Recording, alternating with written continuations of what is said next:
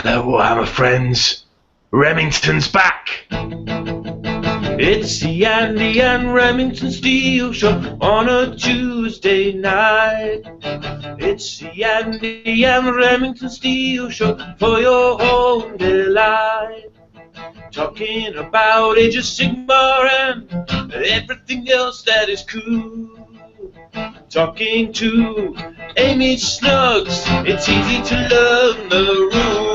Out there, it's the Andy and Remington Steel Show. Hey, it's the Andy and Remington Steel Show for your home delight.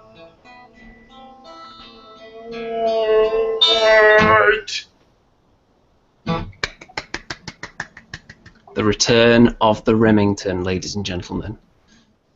A little bit of a step down in the vocal performance from the last couple of weeks. The audience have been quite pleased with me filling in for your part of the show. I don't know if you managed to catch the shows, but maybe you took a couple of vocal tips from them. I saw the first 10 seconds of one of them. It was like a banshee wailing. I think I got the wrong channel. Kind of like the dying throes of Manchester City as they fall out of the top four. Harsh indeed. Oh, there he is already with his Leicester shirt. Yes, sir. Come on, man. There's history being made from Leicester. Well, it's already been made. Yeah. And of course, folks, as you can see, we're joined by Amy Snugs, the legendary painting phenom. How are you this week? Good evening, everyone. I'm really good. Very busy at the minute. Got exams coming up, so I haven't been painting as much as I can, but I'm currently working on something for Golden Demon on Sunday. Ooh. So we'll definitely have a look at that tonight. But before we go any further, people have been commenting away, getting themselves on the legendary active users list. So let's see who we've got in there right now. We've got Andrew Harris, Bazooka J Rambo, David Kitely, Drunken _ Elf, Ready Gaming, Graham Rigg, I Don't Know 46, James Maybury, Corn on the Cob, Cryokinesis, Luke Atkinson, Mickey Jenber, Skeleton Flower, Stu Gibson, That Guy 513, Time for the Seraph Fun, YouTube Newbie, of course, he's not missing this week, and Was Gob. And then a couple of other people have just thrown their names in as well. We've got The Stronghold, James Maybury, I don't think we mentioned him, Gubbins, Holy Backyard Prophet. They're just flying in, these audience members. So before we have a look at any of the major issues from this week, Mr. Remington, where have you been? I've been on a world tour. Now, you say world. I'm led to believe that the scope of that tour was a little bit narrower than world. Hey, listen, the Americans call it the World Series, don't they? And it's only America, so I'm going to call this a world tour. We went to Holland, Belgium, Ireland, Scotland, and all throughout England. So many more countries than just the US. So parts of the world tour. How many people were you playing in front of? And you'd be rubbish in PR. I can tell you that much now. You're supposed to talk things up, not play them down. It's my job to talk up this show, not your extracurricular activities. Well, I've had a blast, mate. It's been amazing. And yeah, I got back today from Amsterdam, and it was just unbelievable. The weather was gorgeous. You know, we were on a boat. We were walking through the streets. It was just phenomenal. Playing to massive crowds, massive. You'll be catching up all day, I imagine, on all the Age of Sigmar gossip. I've been here and there, but it's kind of cool because a lot of the stuff you're going to talk about tonight, I'm going to be completely fresh about. So you're going to get a fresh perspective from Remington, and hopefully there'll be some sixes rolled and not ones. Well, have you got your skull dice with you? I walk around with skull dice, you know, they're just there with me all the time, just in case. Is it fair to say your life is one long roll of a skull dice? It is, but occasionally I get the Remington 6 when it counts. Well, shall we just dive straight in to the number one topic this week? Because it is quite juicy, and I think people are salivating already at the prospect of the Silver Tower. Bum bum bum bum. What the hell is that? Look at that. Look Look at this zoom effect I've got going on here. Warhammer Quest is back in the Silver Tower. What's your first thought when you see that logo? Oh my god, so excited. It's classic. I mean, this is the thing that got a lot of people into Warhammer, right? Well, the various Quest games got a lot of people into wargaming and just tabletop gaming in general, the likes of Hero Quest, and then later Warhammer Quest. So what is it a board game? Well, it's funny you should ask, because first of all, now this may not exactly be in English, but the first thing we're going to look at here, a picture of some of the heroes that you're going to be able to play in this game. You can see there's a Stormcast Eternal there, so it's up with the times. This is New School. You've also got one of the Fire Slayers there, and some other people. Now this guy looks quite interesting. He looks to have a little Griffhound with him, doesn't he?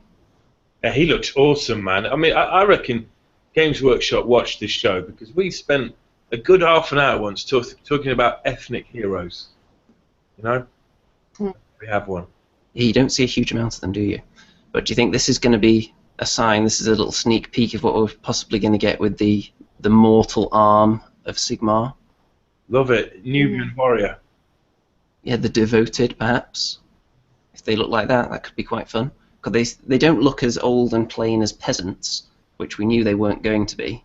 We knew they were going to be a little bit over the top because that's the way AOS is going. And he certainly fits the bill, doesn't he? Got all that sinewy muscle going on, poking out. What's he holding aloft there? Is it a torch? It is a hammer. Ah. Hammer in one hand and something else in a book in the other. There you go. So he's some kind of priest, obviously. You would imagine. What's that thing to our left of him then? Well, I can't see exactly in these images. That one looks somewhat elven. Some kind of claw action going on. We're going to get some better images of these in a minute, though. But first, bum bum bum, look at that. Oh. It's a board game. You've got different tiles going on there. Where's the tower? Well, that's an interesting point. Maybe there will be a tile representing the tower. You can see lots of enemies, though. And I've seen some sweet pictures of those, some of which we'll be showing you in a second. But with the components, it looks like you've got some various different dice. I'm not sure if those red dice actually have symbols on them or whether they just have black numbers on. But GW, they seem to be doing away with all the special dice lately, don't they? Everything is just numbered 1 to 6. Was that a yawn? I hope it wasn't, Mr. Remington. You've fallen asleep enough on this show in the past. That were me. Okay. That would be. Don't talk about rules yet. Well, we'll get to some rules. Are you going to get this, Andy? Well, I don't know, because, you see, the thing is, I've had Dungeon Saga, which has been sat over there on the other side of the room for about 9 months, and I haven't found anyone to play it yet. Oh. So, we'll see. If people are actually willing to play it, then I may pick it up. But you can see a little bit more detail on these now. This guy, Dark Oath. It's a bit of an ominous name. And this one's certainly looking quite elven there with fingernails. They need a trim, really, don't they, those nails? Look at that. I honestly think that Dark Earth model is one of the best models I've seen. It is so good. Kind of reminds me a bit like I don't know, I feel like there's a video game with a guy standing like that. I don't know if you know what I'm thinking of. I pick up that vibe. It's quite old school, the pose, isn't it? Yeah. It's just You're thinking of the Vega from Street Fighter, maybe? I don't think he ever had a sword. He's like a flamenco dancing warrior, you know. Oh, that one, maybe. The Shard, perhaps. Yeah. But the Dark Oath Chieftain, definitely an old school pose when people used to rest on their swords quite a lot. Proper Conan style. Yeah, big time. Boom.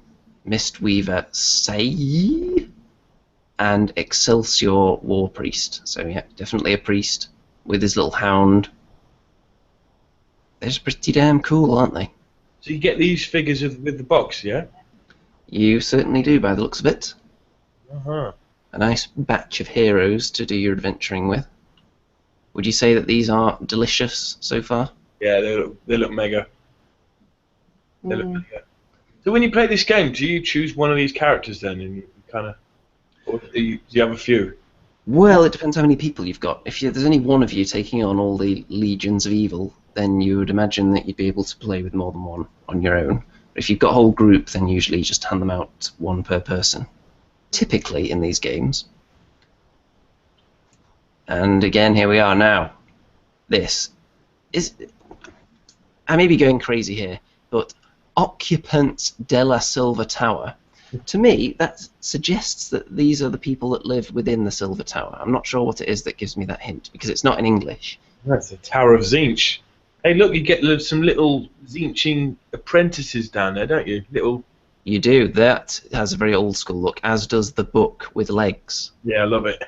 Very, very old school. Now, some people pointed out that this summoner is actually a woman. Huh. I couldn't really tell that from the images, but people have assured me. Flaming book, eyeball with a mouth attached to it.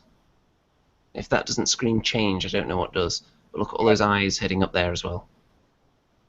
So, Can we talk money yet? I don't think we can, because there's still more to see. Oh. But this, pretty damn sweet. Look at that. What, there's more? There certainly is. Now, this may catch your eye immediately, but if you cast your eye down here, you'll see that we have goblins with 6 limbs. What? Grot Scutlings. So it seems to be the story behind this is that Zench have a tower, and they're using the powers of change to turn all these creatures into abominations, which will then serve their evil purposes. That looks wicked. Is that a Minotaur hybrid up there? It looks like a kind of... It does look... Seems to have mostly Minotaur in there, doesn't it? Yeah. A bit of something else going on as well, no doubt. And these Grot Scutlings, it looks like a goblin has been fused with a spider. Love them. That's Yeah, that's cool. yeah, they're the new spider riders, aren't they? It's kind of like a spider and a goblin put together. If that's a clue as to where the goblins are going to be heading when they get their own book as well, I think we can be quite excited, can't we, if this is how they're going to look. They're good nasty skulkers too, aren't they? The faces have changed a little bit. They're not quite as cartoonish as the old goblins, are they? Can't quite see. Yeah. Well, I assure you that they're mildly less cartoonish, at least 8 or 9% less cartoonish, in fact. I think the Minotaur, though, is one of the best models I think they've ever made. I know I said that for the other guy, but honestly, this guy was the one that caught my eye first. It's so... I don't know if it's the paint job or the model, or it's just so nice. Yeah, I think it's a big one. That does look like quite a beast, doesn't it? Be interesting to see how big he is compared to maybe the Stormcast or something. Yeah. He's got to be at least ogre size, hasn't he? Yeah, maybe. There's a really nice effect they've got going on there with the arm, isn't it? With the shading and everything. Yeah. I mean, if these were like individual heroes you were buying, you'd be looking at £15 to £20 each, wouldn't you? So, I mean, Big time. but I'm thinking this box is maybe like 60 quid. Well, people are suggesting 100, which would be kind of in line with some of the other boxes that have been coming out, because you do get a ton of models in them. Wow. Well, how much was Dungeon Quest then? Dungeon Saga, I can't remember exactly how much that was, but that came with a lot of expansions as well. That was definitely over £100 though, for all the stuff I got in that. Wow. Because I've got all the expansions as well. Okay. I think I remember seeing somewhere it's £95. If this is £95, that seems about right to me. But there's more Yeah. ones here, even Yeah, more. what do you think of this? Beastmen Zenchified. Wow. Look at that, the Beastmen aren't dead, they've just been changed. There's something for everyone here, isn't there, really?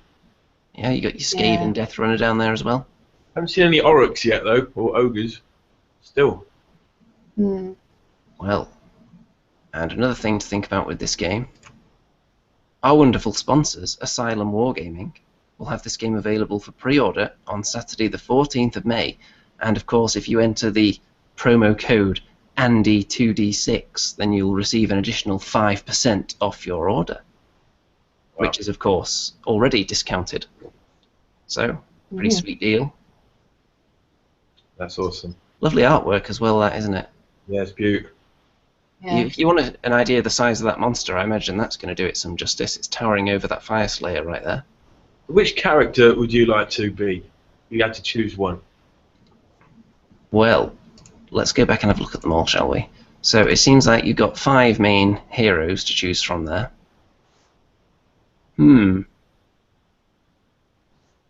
Plus the Stormcast as well, who isn't featured there, so 6. I'm leaning towards the Fireslayer Doomseeker, actually. I think he looks cool. And of course, being a dwarf fanatic, as I am. The Excelsior for me. Yeah.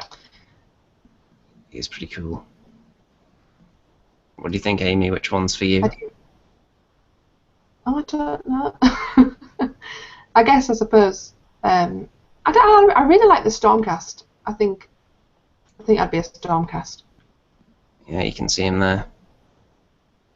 Yeah, they all make great He's really great heroes for your armies, don't they? And we've actually seen a couple of war scrolls for these guys as well. Wow. They're out there. And I'll probably get them up on the screen share in a little bit, but a few of them have popped up. So you can use them in Age of Sigmar as well, these models. So I can definitely see people picking it up, taking a few models out, even if they're not interested in playing the game, and then selling the rest on eBay. If you buy this game, Andy, what have you got to paint? Is it just the character figures? Well, you've got all the characters, and then you've got all these monsters as well. I haven't got any to hand right now, but they're kind of like about the size of nerdlings, but Zench-like. And then there are some that are kind of on fire. They're like the pink horrors, but tiny, I think.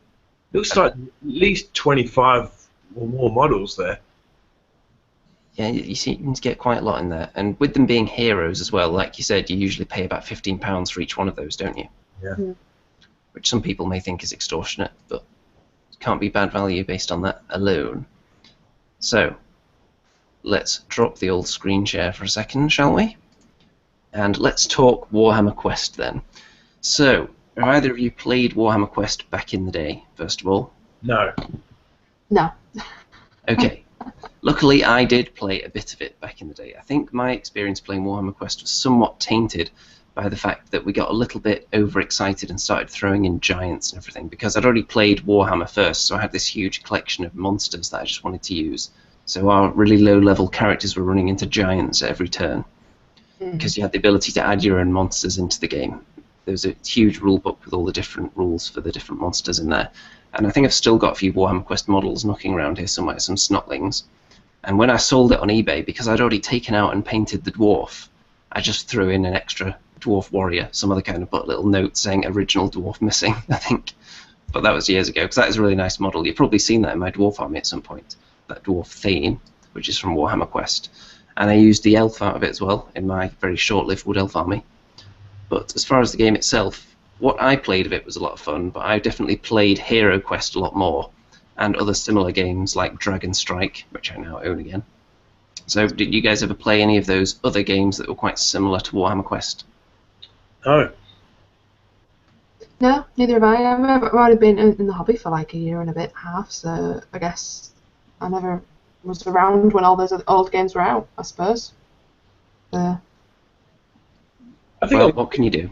I think if you converted me tonight, Andy, I might get this, and we'll have a game of it at some point. Excited already, are you? Yeah.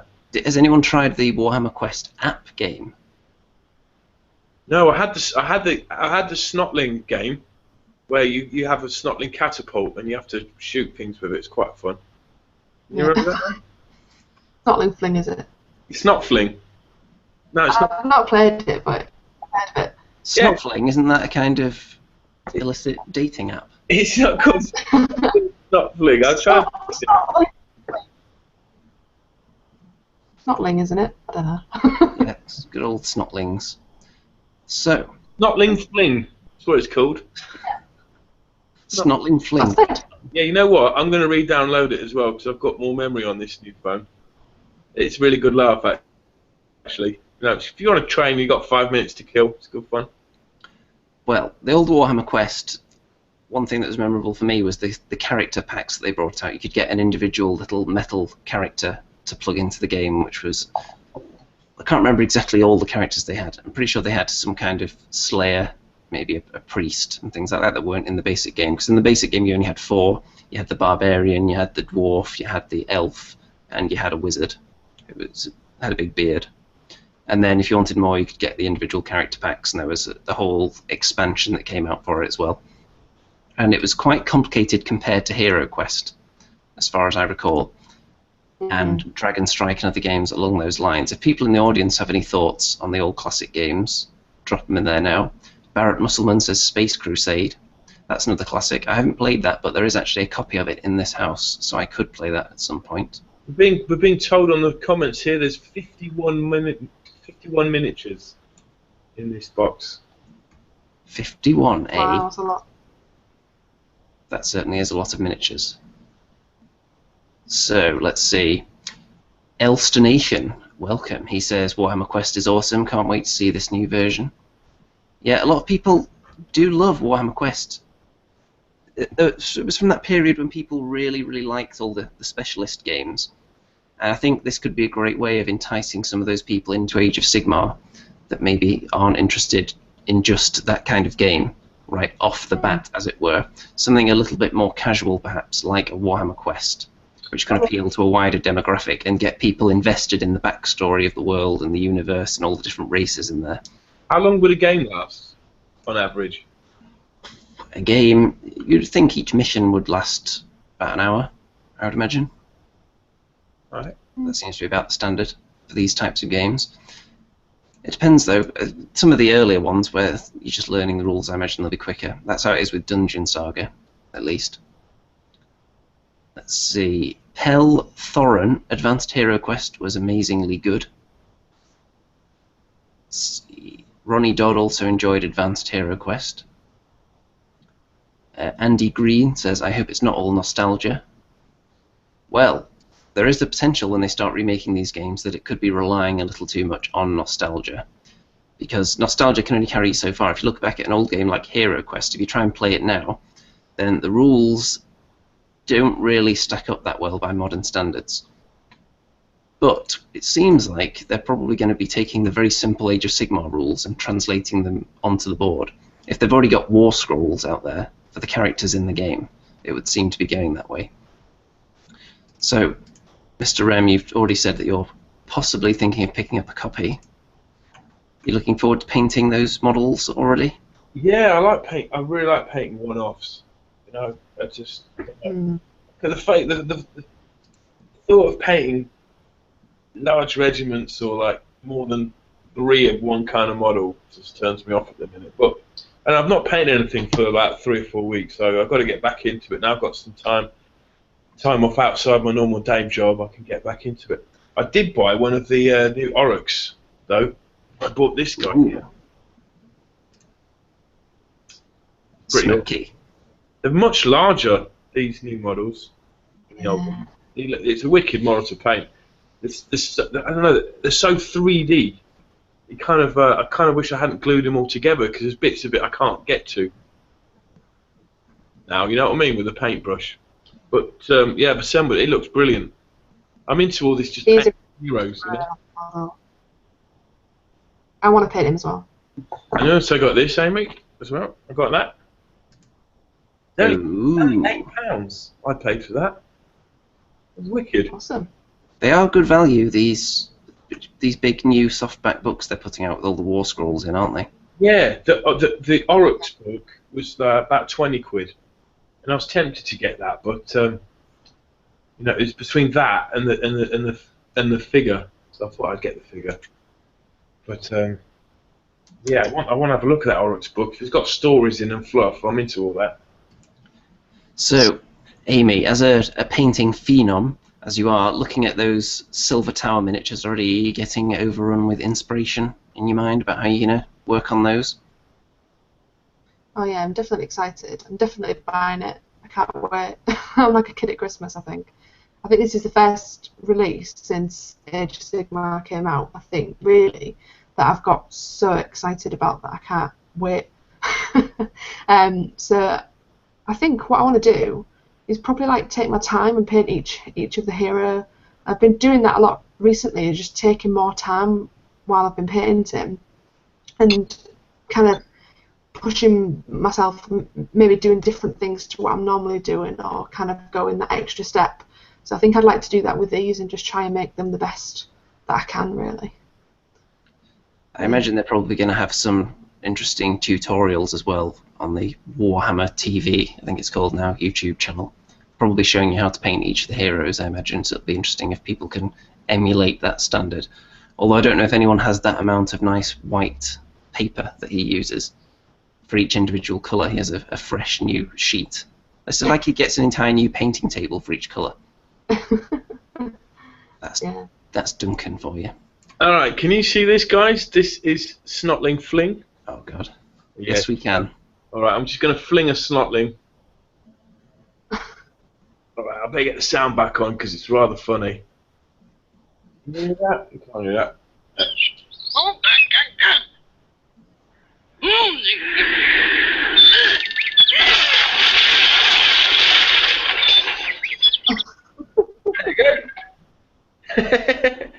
That's the first level. That was pretty easy. Well, we've never had that before. We've never had Remington flinging his snotling live on the air before. I think normally he just leans off camera and subtly just wipes it somewhere. So, shall we move on to something else for the moment? Because there is something rather juicy that people should be paying some serious attention to out there in the world of gaming. And that is... dum dum dum. Cheeks, of course. Now, as you can see, it's up to £2,415, which is well above the initial target. Still 23 days to go as well. Wow, well done, Andy. And I'll show you some of the things that have been unlocked over the last week. We've got into the new stretch goal tree, which unlocked the Sleight of Hamster, which doesn't have art yet, the Platinum Seed, and the Cheeky Wipe as well has just been unlocked today. So I'm sure the art for that will be forthcoming. And then we're almost up to Judy the Judge as well. Wow, it's really well presented, Andy. Well done, man. Who else is involved, though? Yeah. Well, there are lots of very professional people over at WordForge Games involved in this. Oh. So I am the designer and creator of the game rules and the character ideas, but other people have actually used their artistic talent to bring them to life. Anyone who's ever seen me draw anything will know that anything above a stick figure is a little bit out of my comfort zone. So, very tasty. 23 days to go. And also, I'm very impressed with the amount of these that have been taken. Design your own hamster pledge. A few of them have actually gone to fans of this show, by the way, people who are desperate to design their own hamster. And one of them is actually thinking about his design being loosely based on Remington. So you may see Remy the rock star in there. Fantastic. I'm hoping he'll be a very dashing hamster. And he won't be worth 1 point. Well, I'm sure he'll have some very interesting special rules. Maybe with an inside joke thrown in there that only fans of this show would get, which would be wasted on the rest of the world. That's awesome, man. I mean, all this new stuff is just phenomenal. And we can't forget that Total War is coming soon. Total War Warhammer. And, of course, Dawn of War 3 was just announced the other day as well. Wow. We're just swamped with content, really, aren't we? Yeah. Now, Mr. Remington, while the people are digesting that first discussion topic, I think it's time for something a little bit lighter. I think it's time for something that you've prepared an intro song for. So before I head over to the next screen, it's time for What the Hell Is That? Which... What the hell is that? What the hell is that? What the hell is that? What the hell is that? What the hell is that? What the hell is that? Only Andy and Remington know. What the hell is that? What the hell is that? Only Andy and Remington know. There you go, folks. What the hell is that? Get your guesses in right now. 4 different miniatures represented there. As usual, if there were multiple incarnations of these models over the years, you don't have to specify which one it was. 4 different miniatures. First one to get them all right is the grand winner. No specific prize this week other than honour.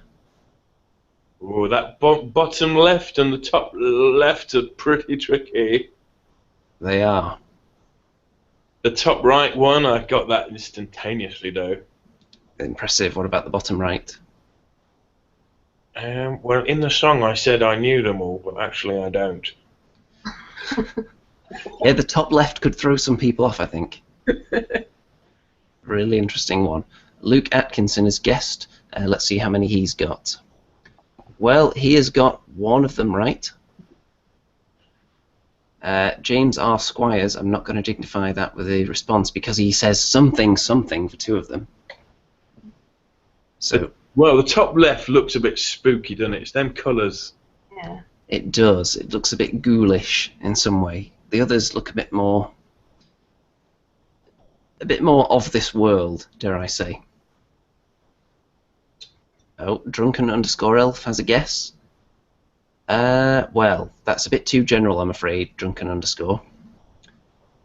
Oh, Skeleton Flower, let's see. So close! Skeleton Flower has got 3 of them right.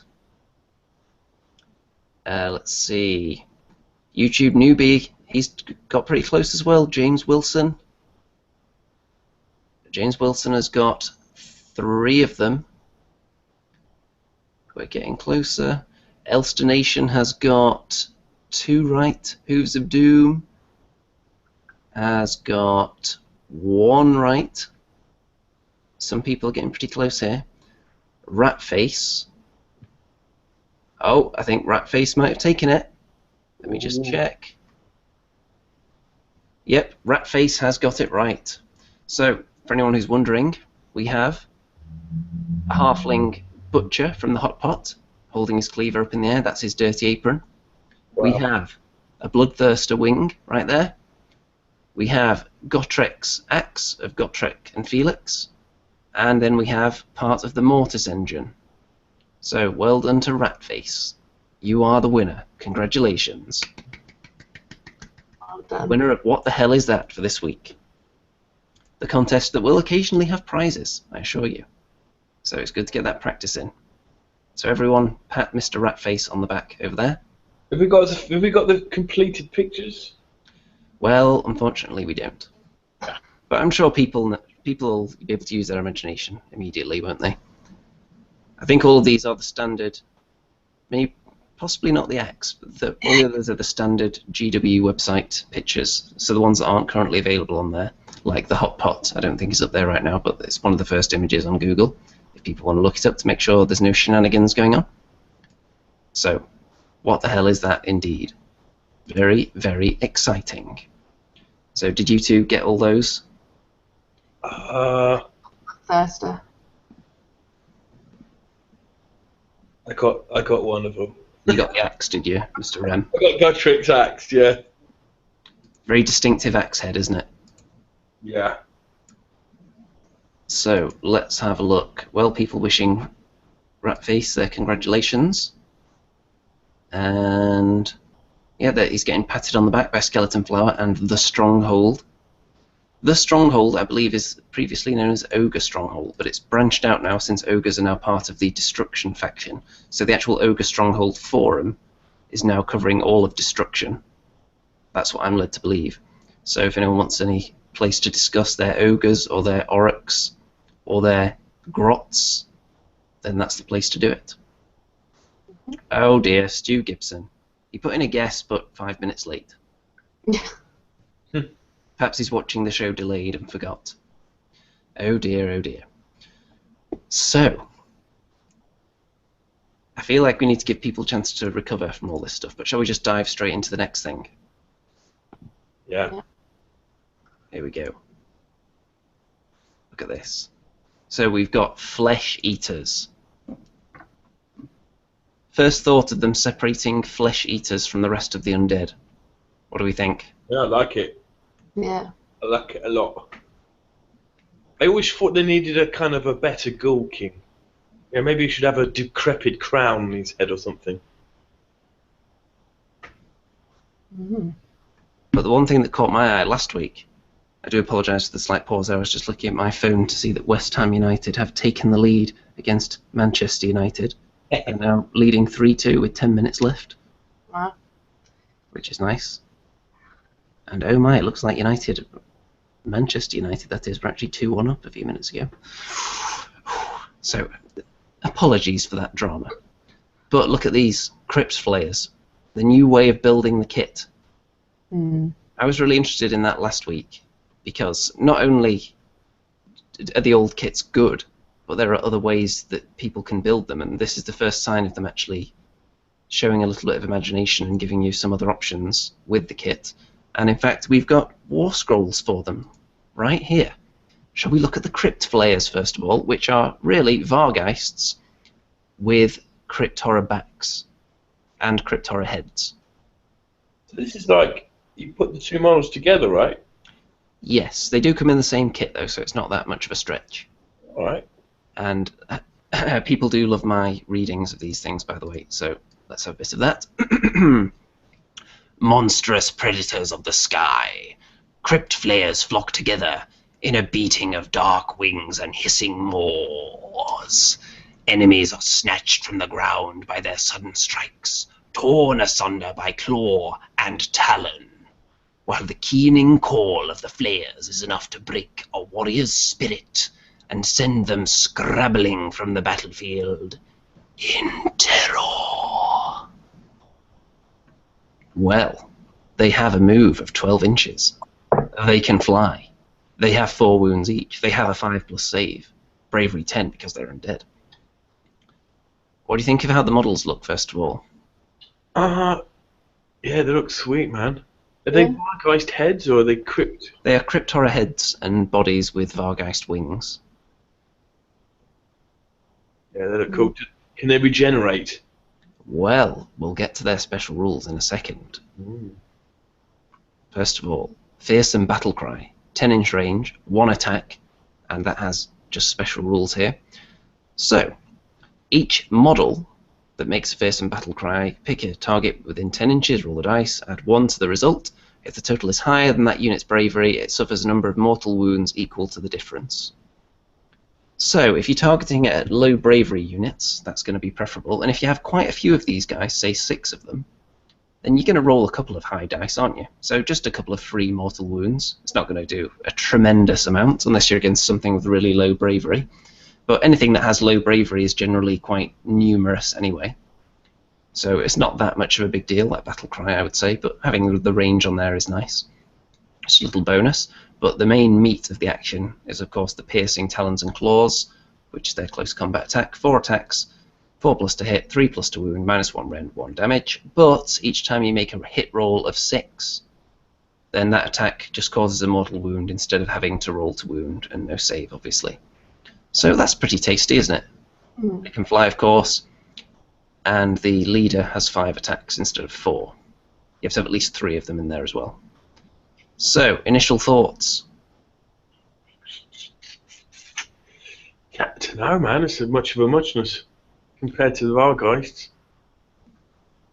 Well, they don't seem that overly ridiculous compared to... The Crypt Horrors have some other tasty abilities, don't they? But there will be some synergies with these, you can rest assured.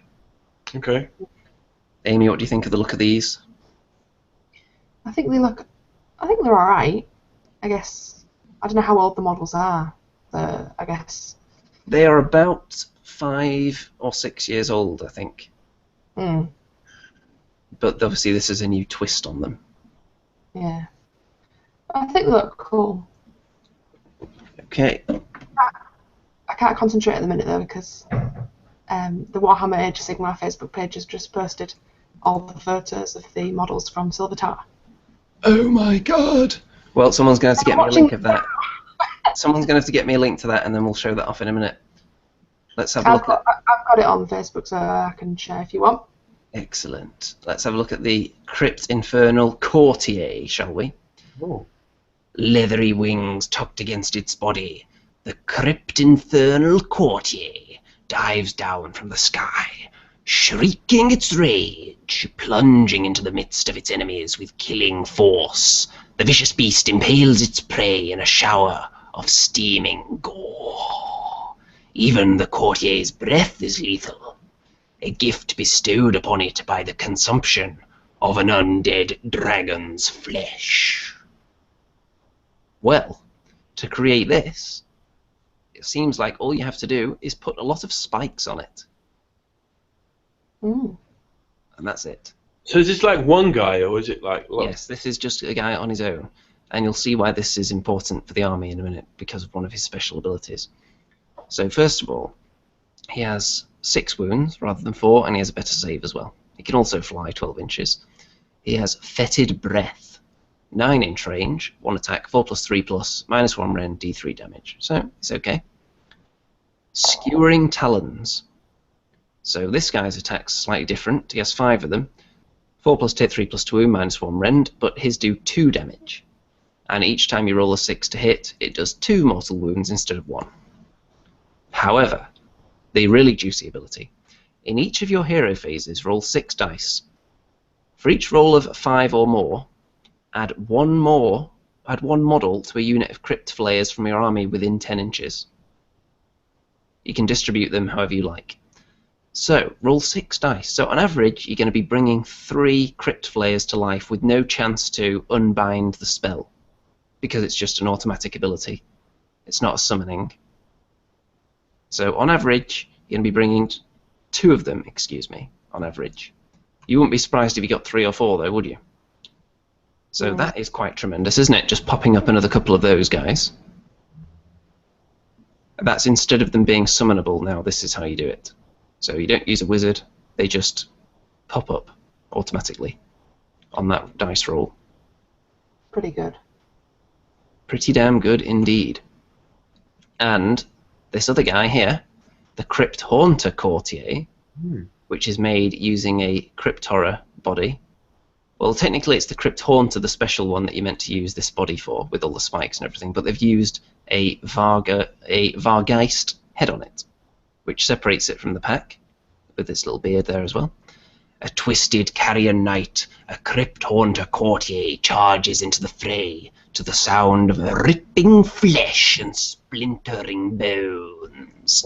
Broken and battered, their foes die by the dozen, even as their own misshapen body knits itself back together again with terrifying speed.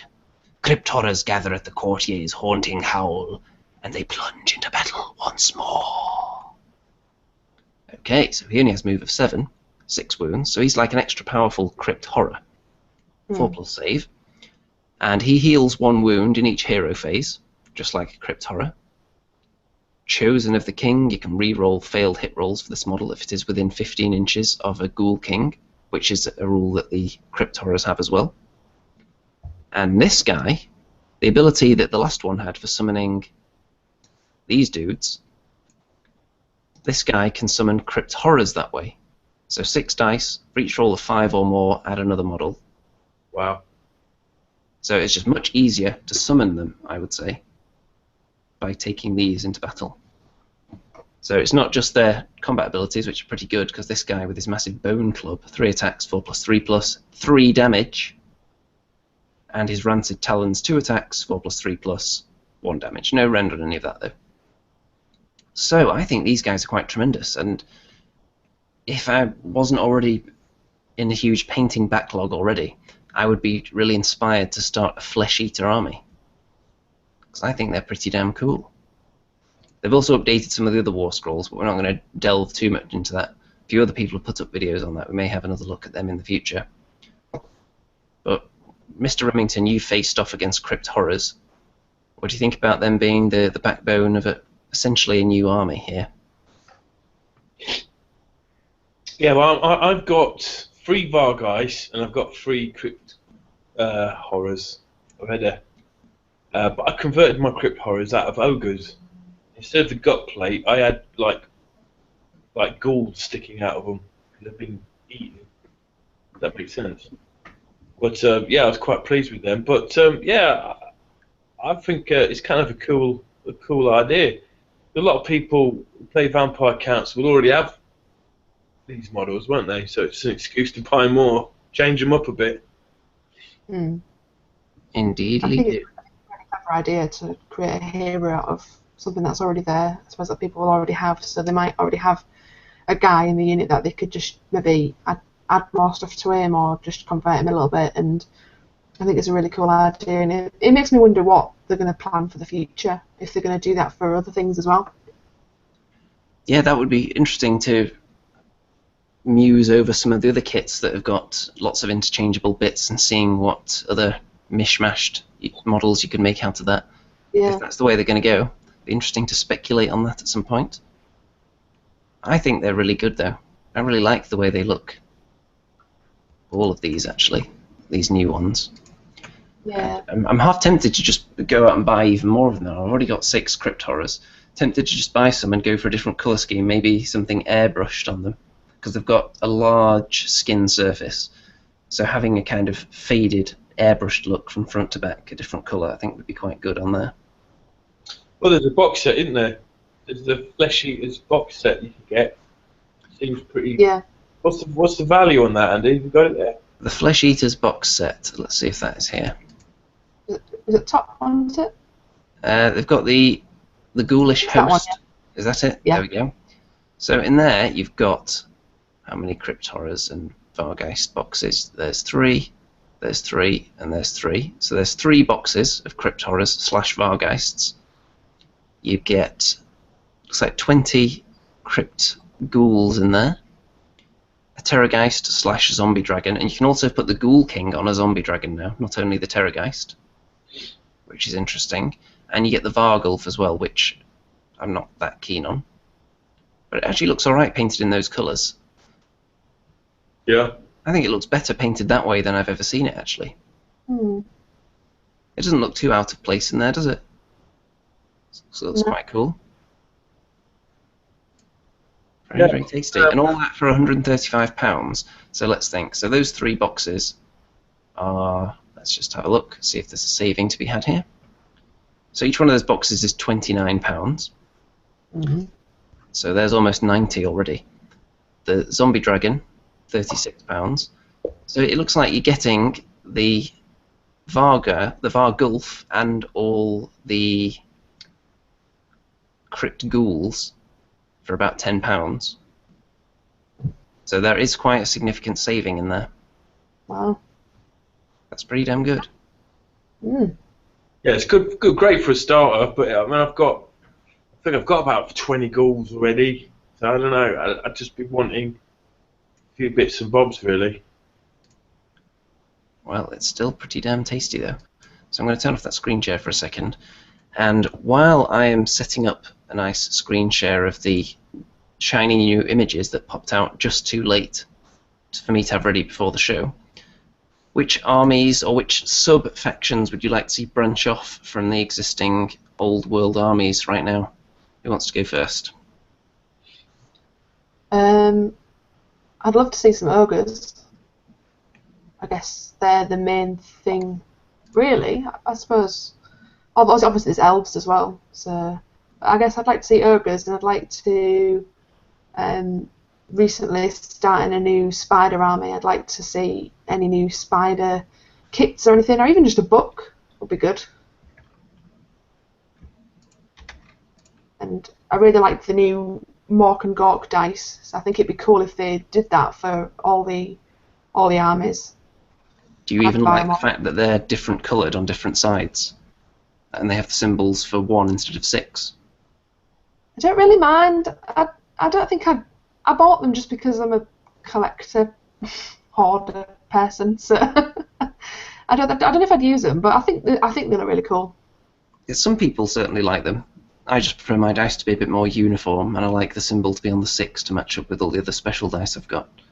I suppose it would be cooler if it was on the 6, because then it just makes the symbol mean something rather than when you roll the symbol and then you realise, oh, it's the 1. Indeed. When that symbol pops up, you want it to be something exciting, really, don't you? Yeah. What about you, Mr. Rem? What was the question? Which sub-factions would you like to see branching off from the existing Old World armies? Oh, bloody hell. Next. It's probably the elves. Through the elves. Yeah. What branch of the elves would you like to see going out on its own? I'm never a fan of the high elves. I like the fluff though. So Is there a particular element maybe of the high elves that you would like to see go off and have its own yeah, reimagined faction, perhaps? I think they're going to be reimagined. I don't think there'll be dark elves or wood elves or high elves anymore. They'll just be like they're done with the dwarves, you know. There'll be something. Yeah, but hard to predict, I guess. I'm thinking though, kind of skinny, fleshy. You know, maybe with hoods, but bare chests and pantaloons, something like that. Well, you can't go anywhere without pantaloons, can you? Right, I have just found these images now, so while I very quickly harvest them, Mr. Rem, would you like to entertain the people for 2 minutes? Sure thing. I've got some photos of my adventures. Oh dear. This is a scary part of the show for me, because this will determine whether my YouTube channel gets taken down tonight or not. Silly. Right, what have I got here? I can't show you. Yeah, my photo thing's crashed. Oh dear, oh dear. I can show you my Facebook page. I put a few cool things up there. So we did. Well, must have done a good few thousand miles in the last couple of weeks. And can you see what I'm seeing here? Yeah. This is a picture of last night's show at the Heineken Arena. Holds about 5,000 or 6,000 people. So my band was playing with UB40, and we had some wicked shows. We've been playing a tribute to Prince because we're big Prince fans. So we're playing the Purple Rain soundtrack in dub reggae style. And that's me, sound check in there. That was yesterday. So, I mean, to be honest, I don't find it that nerve-wracking. It's more nerve-wracking playing for a smaller audience than a bigger one, strangely. And we got on a purple plane. Wow. Instead of singing, oh sorry, I'm texting that, I shouldn't be seeing all that. So, I'm mad, what's the word, multitasking at the minute. Yeah, so we got on a purple plane, that's me and my music partner Frank. That's a bit from our show. Our band's called Radio Riddler, so a big emblem up there. And that's me waiting outside, that's in Plymouth, that one. So I'd work during the day at my school, and then I'd bomb it to the next gig. So I was like doing 2 jobs in one day there. Pretty hard work. That was Cardiff Arena. Wow. How many people are in there? That looks quite packed. I think about 4,000 in that one. Wow. There's Ranieri. King Ranieri. Of course. All right, and this is the big one. This is the O2 Dome in London, where we played. How many people in there? That looks bigger. Between 10 and 15,000 in that one. That was huge. Quite a surreal experience, really. That's me sound checking there. And of course, the size of the venues that you've been playing has steadily increased since you've been on this show, obviously, and your superstardom has just gone into the stratosphere based on your appearances on this channel. You could say that. I mean, like you go through the backstage area, right, and there's all these pictures of artists that have played there. So, flipping, Rihanna, Iron Maiden, you name it, any kind of genre of music's there. But my personal favourite is Sade. It's always been a bit of a heroine of mine. There you go. That's me there. When you're the support band, you don't get lighted up as much. The headline band. Saving electricity. Yeah, it's just kind of the way it is, really. I guess. You still get the blood. There you go. That's me. That's my rear end. That's For anyone out there who wanted to see that. That's the O2 Dome there. Now you see this thing here. That's called a wedge, and that's playing back music for me to play along to. So if you don't have that, you can't actually hear what you're playing, because the speakers that the audience hear are in front of you. So you have these stage monitors. That's really hard to run around the stage. So I usually like to run around a bit. If I leave that area, I cannot hear anything. So you can't like do a knee skid towards the audience. Well, yeah, I mean these days the big bands they have in-ear monitors, so they've got like hearing aids, but they get supersonic sound going through those, so they can just walk around anywhere they want. Of course, you can have things called side fills, which are speakers on either side of the stage, and it's always great. It's a real party whenever you have those, but we didn't have them on this run, so we're kind of stuck there. So where I used to run into the lead singer's area there, it's about as far as I could get. But yeah, mega. There's a lot of people, all of them fans of this show, presumably.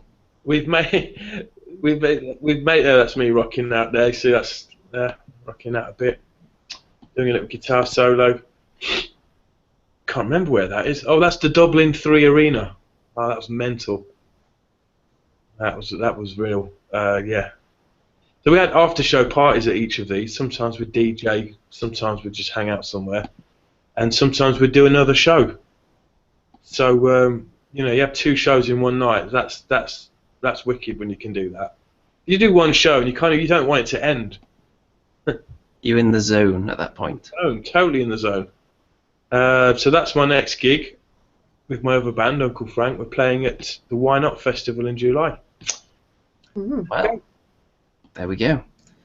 So that enabled me enough time to go and get that screen share prepared. So first things first, this image here, look at this, you can design your own hero for the game. What do you think about that? It has, I think that's really good.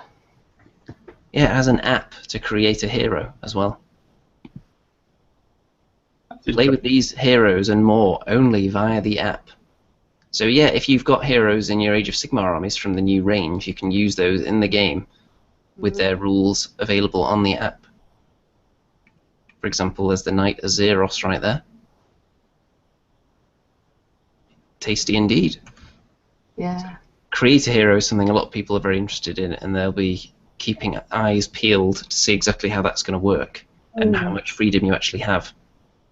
That's something I'm definitely very interested in, indeed, because, you know, I like to create a lot of very silly stories in my war games.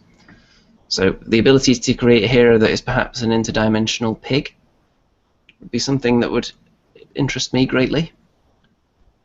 Now then, let's have a look at these. Look at this. Glorious detail, folks. Wow. Wow. Hold on, get it back up, Andy. It's disappeared. Did it disappear? There you go.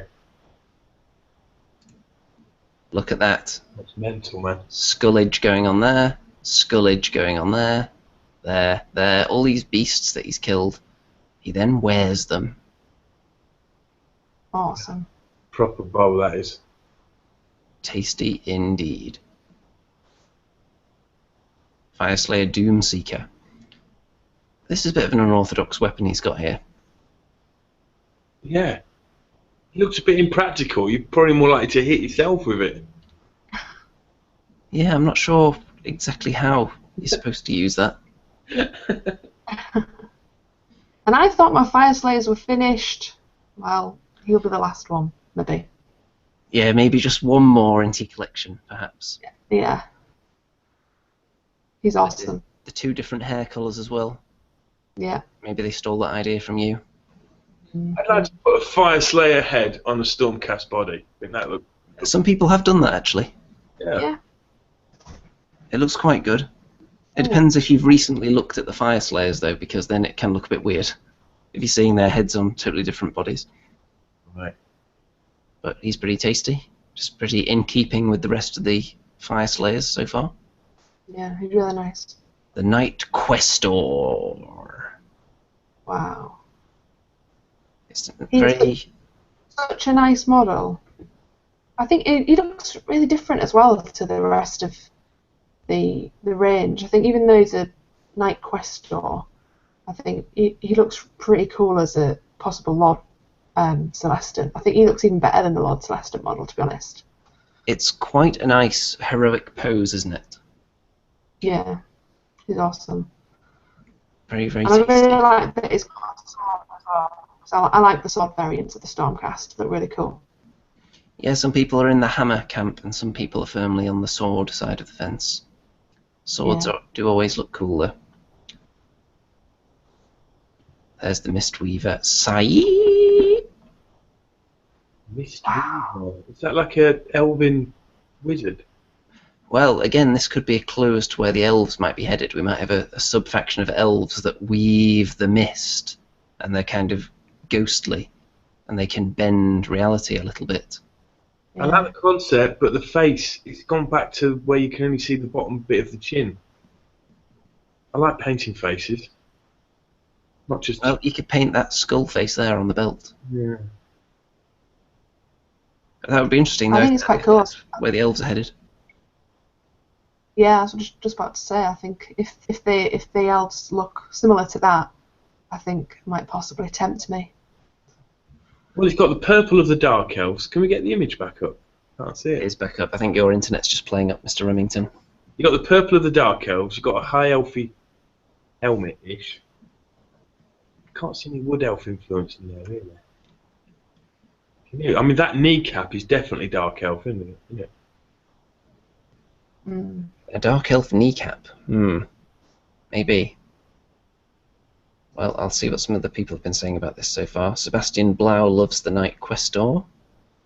The Skeleton Flower says that the Doomseeker should have actual Doomseeker weapons, like axes on chains, which I can get behind that. I think they did look really cool as well. Stu Gibson, the Dark Oath Chieftain is probably his favourite that GW have done this year, because he's a Chaos fanboy. Of course, it does look quite chaotic. Skeleton Flower says that the Mistweaver looks a bit like a Farseer, which is 40k. So I can see where they're getting that idea. What you mean. Yes. I love the model. I just don't think it needs the helmet. It'd be nice to see a beautiful face there, you know. Well, maybe you could put a different head on it.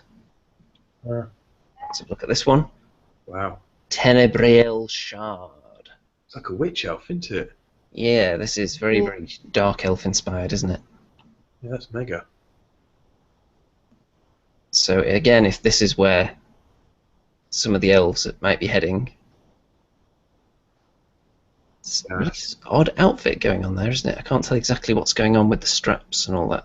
It looks, I mean, you say witch elf, but that looks male, doesn't it? That one certainly is male, yes. Yeah. I think it looks cool. I think I prefer the other one to this one though. But it's pretty cool, still a cool model. And the giant fingernails of doom, of course. And then yes. Here he is, the Excelsior War Priest with Griffhound. It's standing very proud, that Griffhound, isn't it? I love the colour scheme on that as well. It looks really cute. I think it'd look even better if you could stick a halfling on the Griffhound. Well, there you go. Maybe you could buy a ton of Griffhounds on eBay, because they'll be out there after this comes out, and then put halflings on them. Because at some point we're going to have to look at the halfling project, because they did bring out that first batch of War Scrolls, didn't they? Yeah. We won't get a chance this week because there's so much juicy content, but we're definitely going to look at that over the next few weeks. Yeah, I'm hoping they've added to it, because it came out a while ago, and there was no hot pot on there. Well, it was quite bare bones, but they have been making some progress on it lately. Right. Yeah, this is wicked, man. I like this one. Of course, you don't have to paint him as a Nubian priest. Paint him as a European guy, I guess, as well. Or, I don't know, you know. We've had a negative comment here. Mini Warrior doesn't like any of the models. No. That's a bit harsh, Mini Warrior. Not even the little Griffhound. Yeah, how can you not show some love to the Griffhound? Look how loyal it is. If you were going to approach a Griffhound and show it some affection, what would you do? Do you think you'd tickle its feathers under there, under the neck, or do you think you'd stroke its back? Pull its tail. I'm guessing pulling its tail would be a really terrible idea. Yeah. Maybe tickle the feathers, I don't know. Yeah, that's what I'm thinking.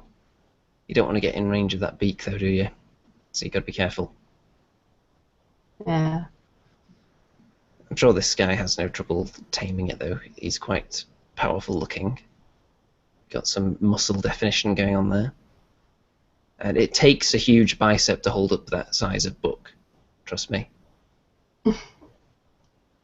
So, he's pretty damn tasty indeed. And of course, if the Devoted of Sigmar are going to be in that vein, I think Mr. Remington's going to be getting a full army of those. That'd be awesome. If they're like free peoples made up of different races, nationalities. Yeah, I would certainly add some of these guys to my Stormcast army. Yeah, some like Arabic-looking guys as well. You know, that'd be wicked. It's always nice to see a variety of skin tones in GW models, because you don't normally see a huge amount of it. Not these days, anyway, because the old fantasy used to have quite a wide representation, didn't it? Like the various Asian cultures had sub-factions. They kind of moved away from that as time went on, though, didn't they? They did, but it'd be so cool if they could just bring a little bit of that back, you know, kind of some samurai free peoples. We've had a comment. Dreddy says, give the Griffhound bird seed, then 1,000 Griffhounds will come and you never get rid of them, just like pigeons. Definitely. If you're going down to your local park where there are Griffhounds, if you're taking bread with you, make sure they don't see it before you're ready to throw it out, otherwise you're going to get swamped.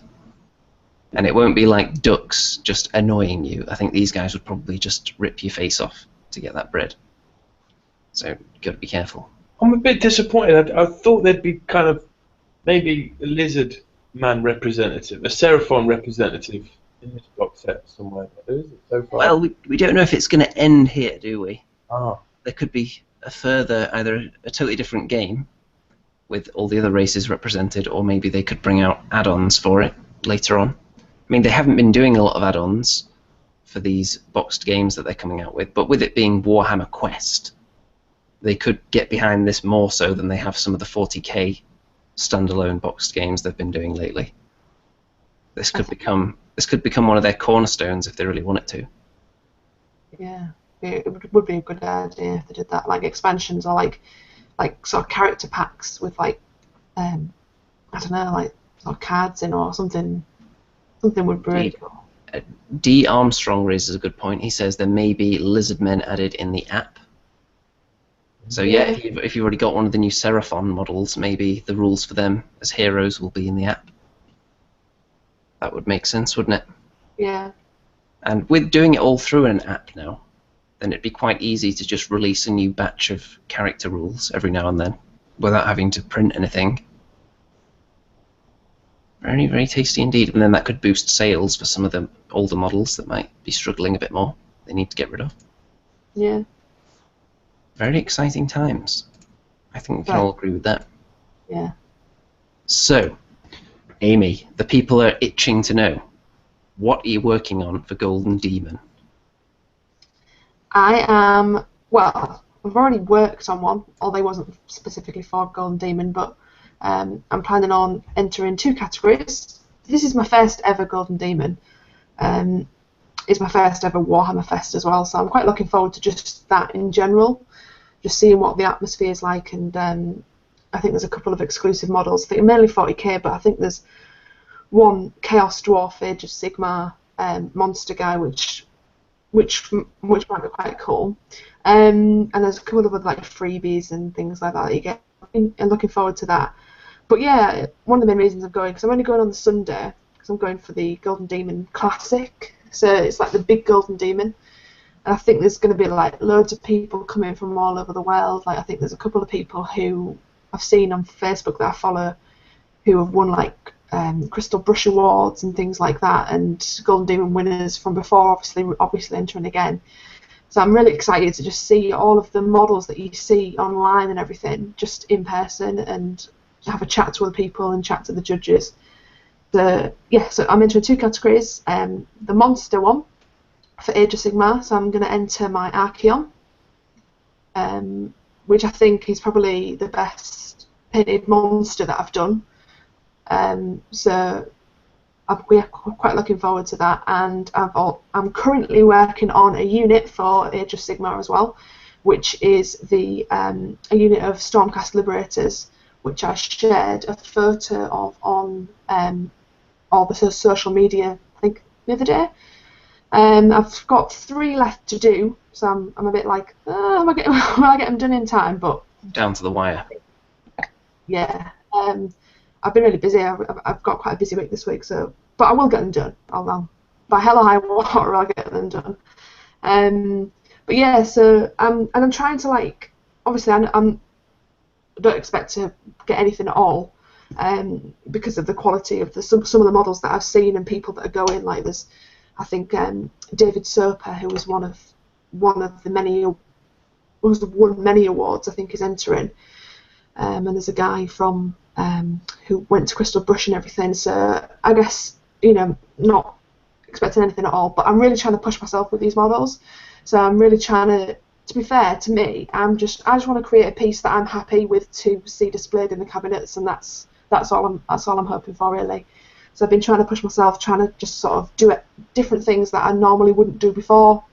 So, like, highlighting up to white and things like that, just little things that actually make the model really pop.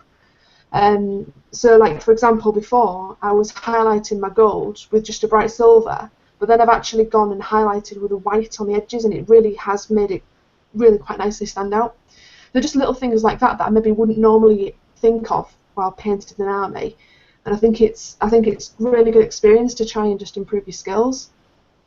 That's a really big thing, isn't it? The white dots on things, because when I've seen really high quality painted models, you look at it and it just looks natural. If you zoom in really far, you see actually there's just a little tiny white dot there. I would have no idea where to even put those dots, but this person's got it, so from a distance it just looks completely natural and smooth. So if you can master that, then you're well on your way to golden demonhood, I would say. I think it's just about those things, just little things that you maybe don't think about, you forget, that just actually make the model stand out and make it pop, and just yeah. I've got a picture of them if you'd like to have a look. Some people might have already seen them. How do I screen share again? Oh yeah.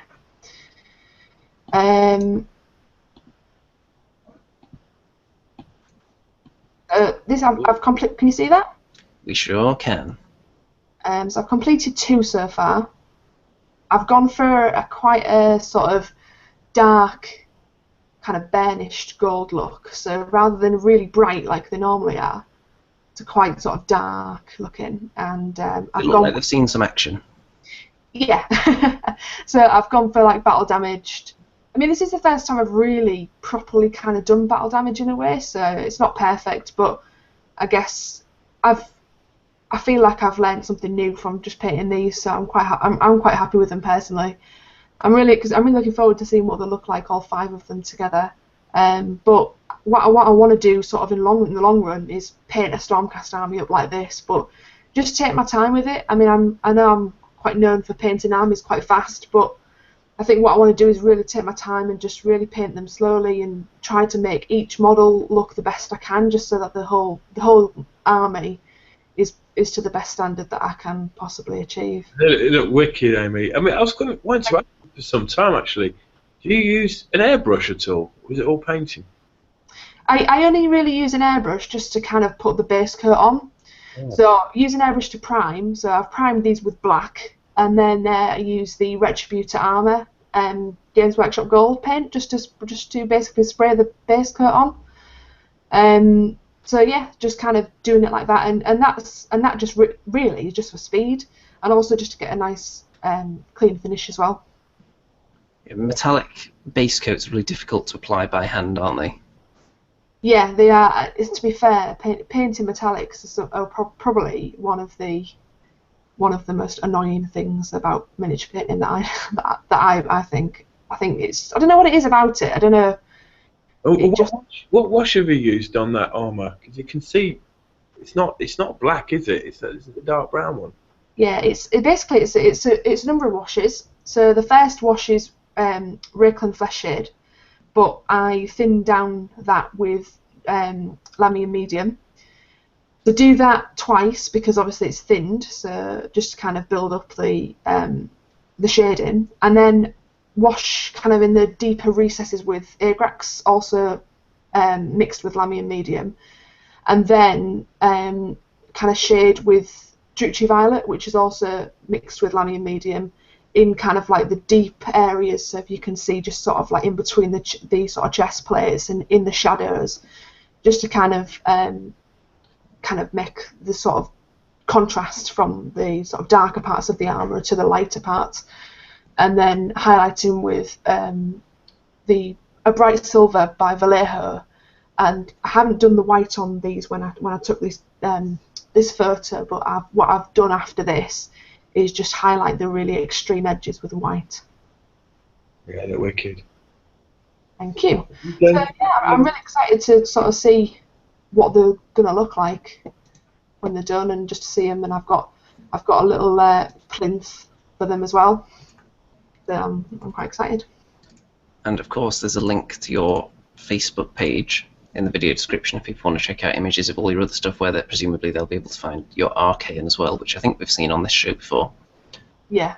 And in the comments, Pel Thoron apparently is also entering Golden Demon on Sunday, and they've never been to Warhammer Fest or the Old Games Day despite gaming since the 80s.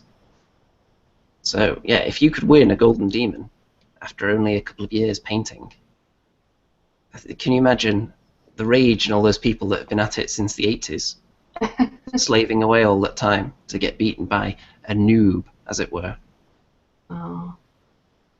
No, I don't expect to come. I don't even expect to get a finalist pin either, because I think the quality of all the stuff that I've seen on the internet going is just amazing. So, but yeah, but it would be to be fair to me, to get a finalist pin would be like winning the Slayer Sword, because I just think, wow, that's just awesome.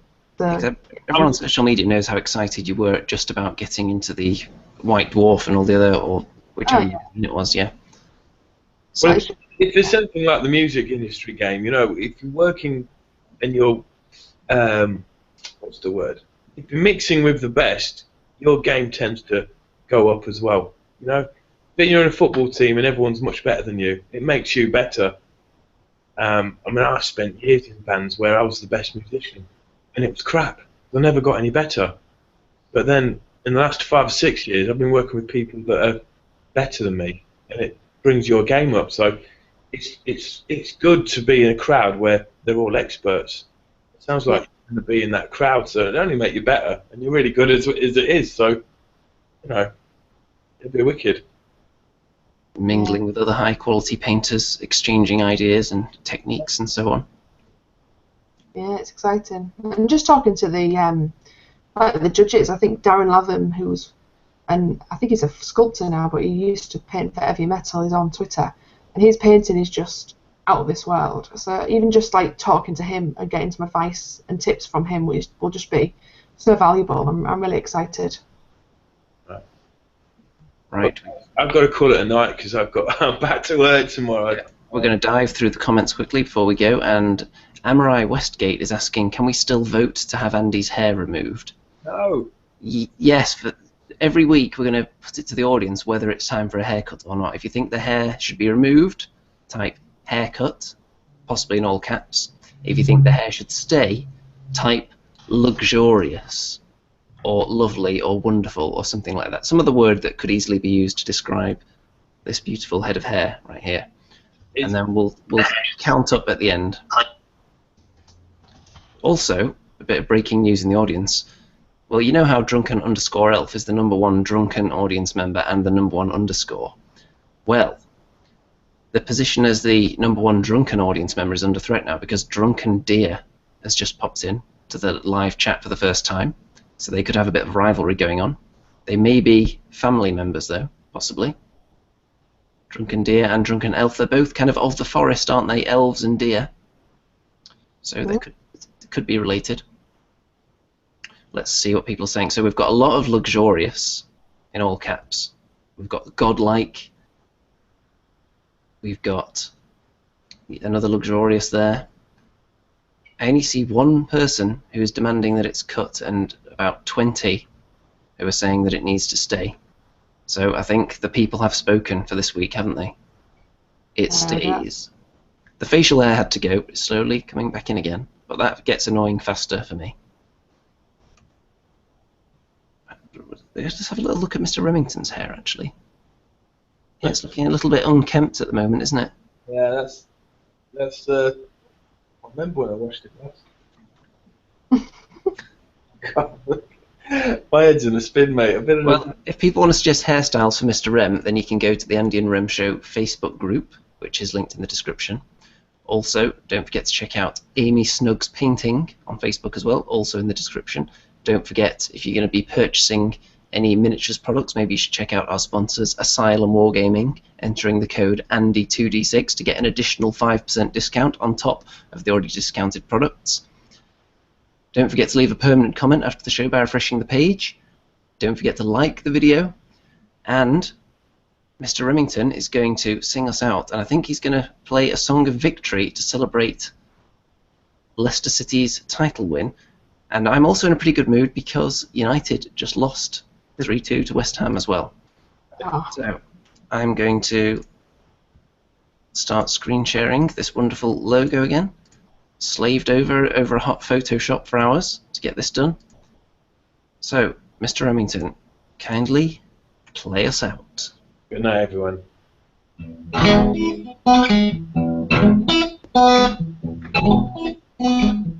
It's a Leicester fiesta, and everyone knows our name. It's a Leicester fiesta, usurping Manchester's fame. Yeah, yeah. Championes. Andy Palooza.